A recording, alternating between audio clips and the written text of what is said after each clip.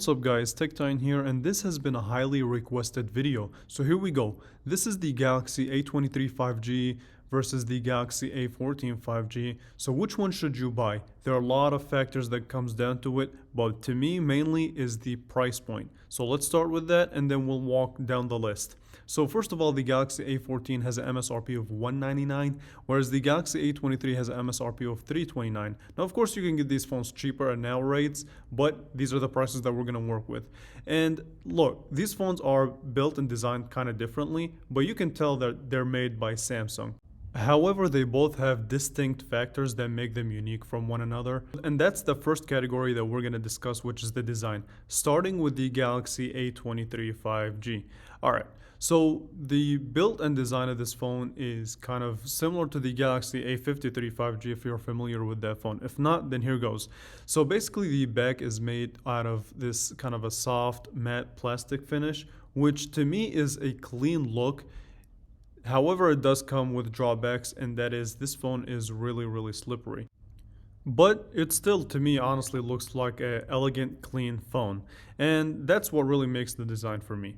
The sides do have your fingerprint sensor / power button, as well as your volume up and down, and they're fairly clicky. And the bottom has your main ports, which is the headphone jack, a microphone, USB Type-C, as well as a bottom-facing speaker. Now, looking back at the back, now circling to the back of the phone again, you do get this quad camera setup, which kind of protrudes a little bit, but more on the camera later on. Now, let's contrast it and compare it to the Galaxy A14 5G, which has an opposite look in the back. So the back is not a matte plastic finish, it's still plastic, but it does have texture to help with the grip of the phone. However, I don't really see it helping with the grip a lot. It's still fairly slippery, not as slippery as the A23, and the Samsung logo has textures to it, so good look.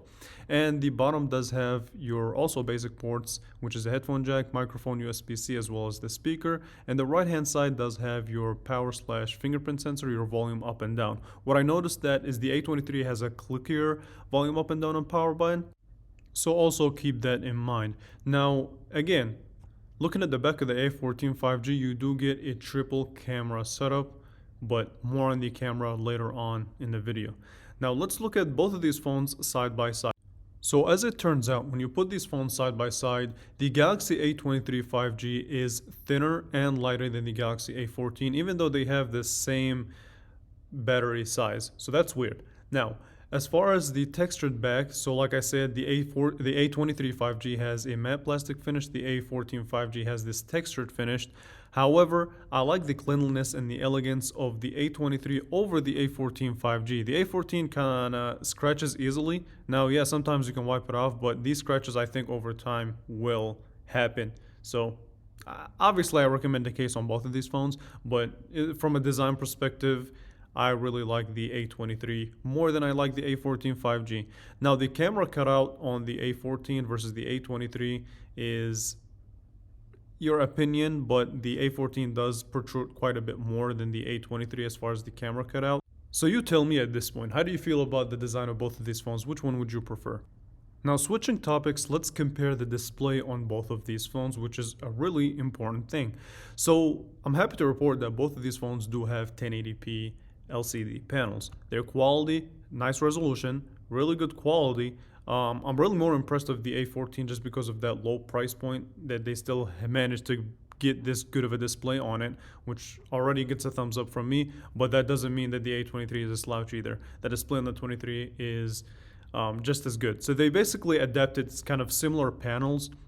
Nothing really too drastically different there. There are some main distinct differences, which we will get to in a little bit.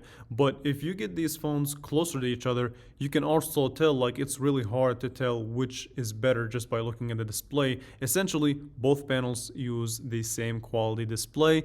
Both panels have the same resolution. So definitely on both of these displays, you cannot go wrong with either one. However, since this is a comparison, we do have to nitpick and really make out the differences. Beginning with the Galaxy A14 5G, so basically the display on here, like I said, it's just as good as the A23. However, the main distinct difference is that this phone supports a 90 Hz refresh rate. and that's really good for a phone that costs only $199. That's amazing, honestly. However, in contrast, the Galaxy A23 5G with its also good display can take it up a notch and supports up to 120 hertz refresh rate. But content consumption on both of these phones was really enjoyable. I didn't really I honestly like 120 hertz and 90 hertz. It didn't make that big of a difference to me, so I enjoyed the experience on both. However, the slight edge does go to the A23 because of that 120 hertz refresh rate, but you cannot go wrong with either one of these display. Alright, which gets us to a category that I know a lot of people are interested in, which is the camera. So, the A23 does have a quad camera setup with a 50 megapixel main sensor. The A14 does have a triple camera setup with a 50 megapixel main sensor. So now you have to ask yourself, where do we stand on the main differences? So listen, I did a full camera review and it's really in-depth for both of these phones. Link in the description below, but my summary is this. That way I don't push this video to be too long. The A23 does have the better camera, bottom line. So one, it has an ultra-wide sensor, which is nice versus the depth and macro sensor that you only get with the A14. And the 50 megapixel main sensor on the A23 does support optical image stabilization, which you do not find on the A14. And overall, the camera experience was just slightly better on the A23 than it was on the A14. So definitely the A23 gets a thumbs up for that. Okay, so another big category here is the performance of both of these devices. And here's the breakdown on the spec sheet. So starting with the A23 5G, you have a Snapdragon 695 5G chip, 4 gigabytes of RAM, 64 gigabytes of internal storage, and a 5000 milliamp hour battery. Now there are different models of this phone, but this is the one that I'm discussing. I did a Geekbench and a single core of 678 and 1964 were the scores. In contrast, the performance on the A14 5G supports a MediaTek Dimensity 700 chip, based on a 7nm architecture, 4 gigabytes of RAM, 64 gigabytes of storage, 5000 milliamp hour battery. Again, similar story, different models of this phone are available. I'm just reviewing the ones that I have. 527 for a single core and 1697 for a multi-core, and this just been the average score for both of these phones.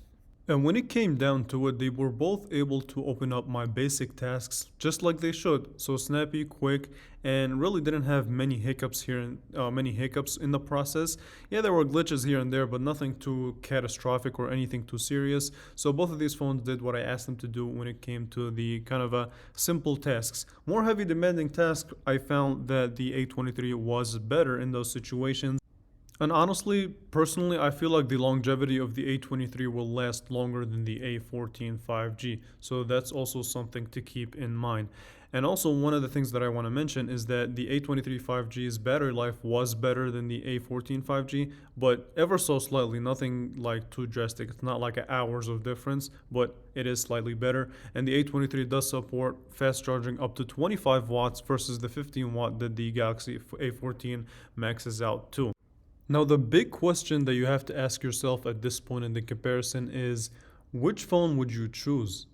So, let's kind of summarize what I said and give you guys a final verdict. Now, the A23 is priced at $329 and the A14 is priced at $199. That's what we're going to go with. These are the prices that were at launch, so that's what we're going to discuss. So there is a $129 difference in price.